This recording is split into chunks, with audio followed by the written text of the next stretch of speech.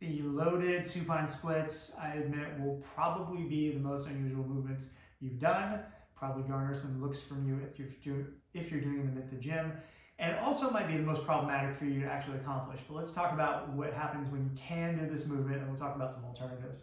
Ideally, you find some light kettlebells. These are pretty cheap. You can honestly just go to Play It Again Sports. They have these for like 10 or 20 bucks, not too big of a deal. From there, I loop it over the feet. Typically, I'm going to be without shoes, just because shoes kind of clog up the hole. You want to be able to have this settle onto the foot.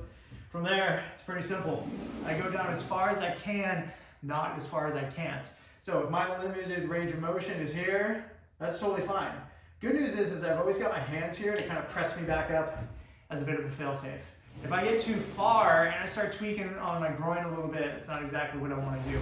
Over time, you'd be surprised at how much you can relax into this. And once you get some blood flow and tension to the much neglected adductors, you will find much relief across your hips. Now, if you don't have access to this precise configuration, you got a couple of options. You could get ankle weights. A lot of gyms just have ankle weights lying around. You can buy ankle weights for yourself. You could theoretically strap some dumbbells to your feet. Wouldn't be my first choice, but you could do it. Or you can simply go without. And while there is no load here, you can wiggle yourself down into there. You can get a bit of a stretch. You can come back up.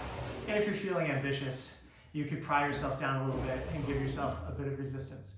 This is a movement I have found so much upside with that it can't be ignored as being essential is a strong word, but highly, highly contributing to my success on the mats.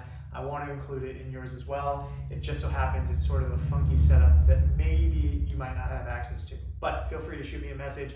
If you don't feel like you have a good setup for this one, we can find an alternative for you.